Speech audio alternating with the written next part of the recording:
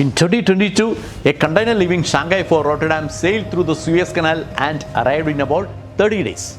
Today, the same box most likely sails around the entire African continent 3,500 nautical miles extra and 10 to 14 days longer at freight rates 25 to 40% above the normal old level. Not because the ship got slower, because the world got more dangerous. Global trade changes mean supply chain get built, stress tested, broken and rebuilt. But what is happening right now is different in scale, speed and intent from anything in the past. The era of pure cost optimization, that is send it to wherever the labor cost is cheaper, is over. Companies are asking a completely different question now. Not where is cheapest, but where is it safe? Where is it closer, and critically, where is the friendly option? Two strategies are dominating buyers' conversation from Detroit to Düsseldorf to Delhi: nearshoring and friendshoring. They sound similar, but they are not. And understanding the difference and who wins and loses from each is worth billions of competitive advantage. Let me break it all down in today's episode of Logistically Speaking. Stay with me till the end, because that's where I will explain you what this means for your business and for your career.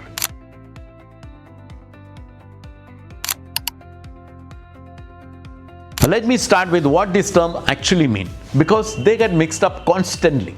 Nearshoring is a geography decision. You move production closer to your end market.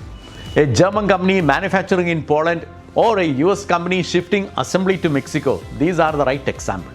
The logic in this case is operational: shorter supply chain, lower freight costs, faster time to market and better visibility. Friendshoring is a geopolitical decision.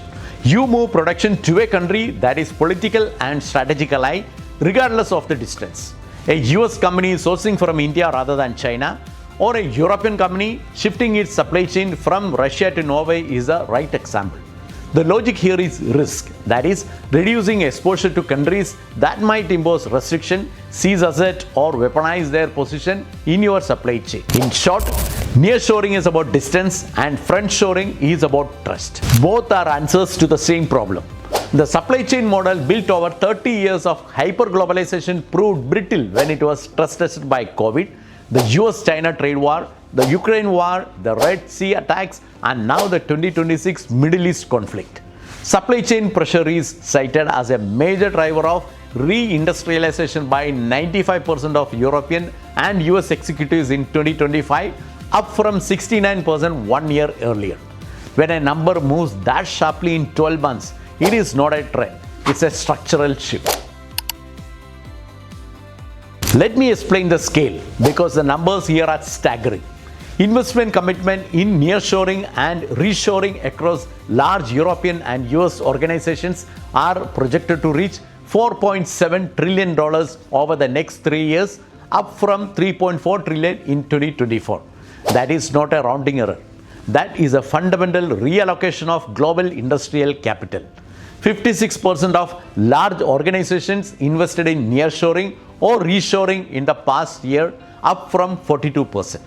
Nearly 3/4 say friendshoring is a key route forward, and 65% are actively reducing their reliance on Chinese products. These are not pilot projects. These are factories being built, contracts rewritten, logistic infrastructure commissioned. The rewiring is happening in real time. Now, let me add the part most analysts underplay and the reason I believe this shift is permanent, that is war.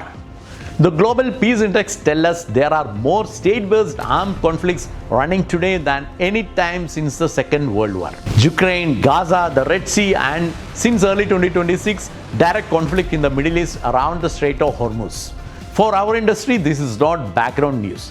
It sits directly on top of our trade lanes. Look at what the Red Sea alone has done. Around 30% of Asia-Europe container traffic used to pass through it. Today, most of it goes around the Cape of Good Hope, and that longer routing quietly absorbs an estimated 5 to 7% of the entire global container fleet capacity removed from the market, not by demand, but by geography of conflict. There is a mechanism most people outside insurance never see. Wars do not need to sink ship to stop trade. They only need to make ship uninsurable. War is premium for a southern Red Sea transit are now running 0.5 to 1.5% of hull value per voyage, that is 10 times pre-2023 level. For a 13,000 USL, that is up to $2.4 million of insurance cost for a single transit. When the Hormuz escalation peaked this year, P&A clubs simply cancelled the war risk cover and Maersk suspended passages entirely. No insurance, no sailing. CMA CGM introduced conflict surcharge of $2,000 on a single 20-footer container. The customer paying that surcharge is doing a calculation in his head, and the answer he keeps arriving at is, why is my factory 12,000 kilometers and 2 war zones away from my customer? This is why war is an accelerator of nearshoring. Cheap labor on the other side of a contested ocean is no longer cheap once you add the war premium, the longer transit, the inventory sitting on the water, and the risk of a total stoppage. A Maersk survey found 78% of European customers expect this volatility to continue for another 1 or 2 years. Boards are no longer planning around peace. They are planning around permanent disruption. And a factory in Mexico serving America, or in Poland serving Germany, or in India serving a friendshoring West crosses no choke point, no Suez, no Hormuz, and not even Malacca. So, who is capturing this capital? Mexico is the biggest nearshoring story of the decade. Between January 2023 and August 24, more than 400 investment projects worth $170 billion were announced, and in the first half of 2025, Mexico captured another $34.3 billion in FDI, up 10.2%. And this is not just cheap arbitrage.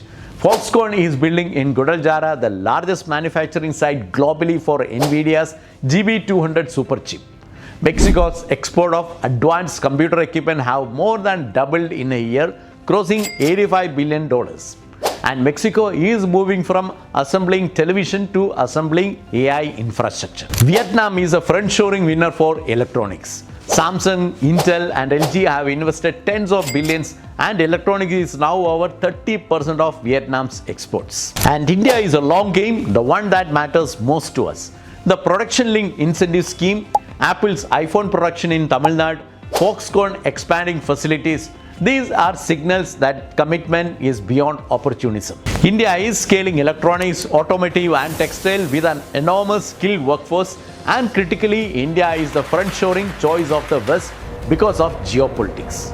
Every war headline that makes a board nervous about China makes an Indian factory or an Indian port and Indian freight forwarders more valuable. The pattern in all three countries is identical. Government policy creates the framework, foreign capital fills it, and logistic infrastructure get built at a pace to carry the new flows. Every transformation looks clean on a strategy slide and messy in execution. This one is no different. So let me give you the honest picture. First, the skill gap. Nearly 2/3 of executives call the domestic skill gap a major challenge.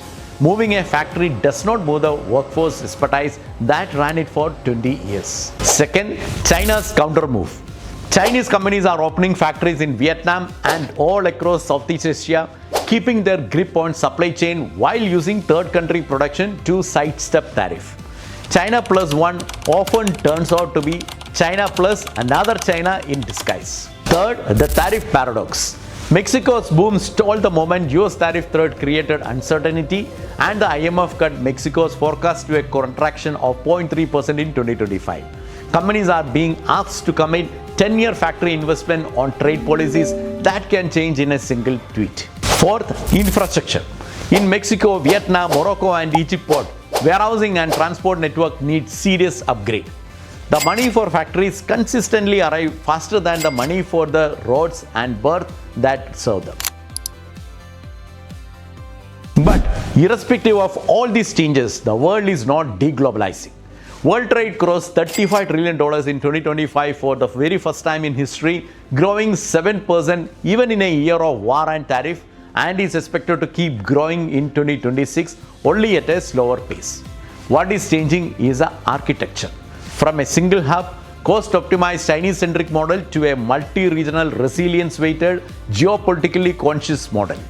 BCG project US-Mexico trade will grow by 315 billion by 2033. Europe is deepening its axis with Poland, the Czech Republic and Romania while friendshoring technology towards Japan, South Korea and India. And as per analysts, within 3 years of onshoring, that is companies moving factories back inside their own country, will account for 48% of manufacturing capacity, with a nearshoring adding another 24%. That is nearly 3/4 of production sitting close to the customer. The companies that win this decade will not be the one with the lowest unit cost. They will be the one that balanced 4 things: cost efficiency, geographic proximity, political reliability and operational redundancy. That is a new competitiveness framework. And for those of us in logistics, the move is clear.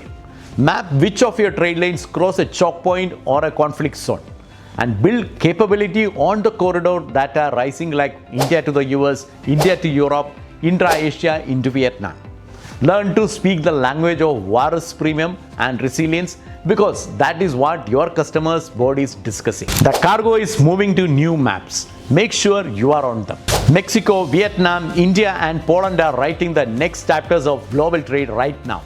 The question every supply chain leader must answer today is simple. Are you already in those chapters, or are you still reading from the old one? If this episode gave you a clear picture of where global trade is heading, share it with one person in your team who plans your sourcing or your trade lanes. And please do not forget to subscribe and share so these videos can reach more people who require them.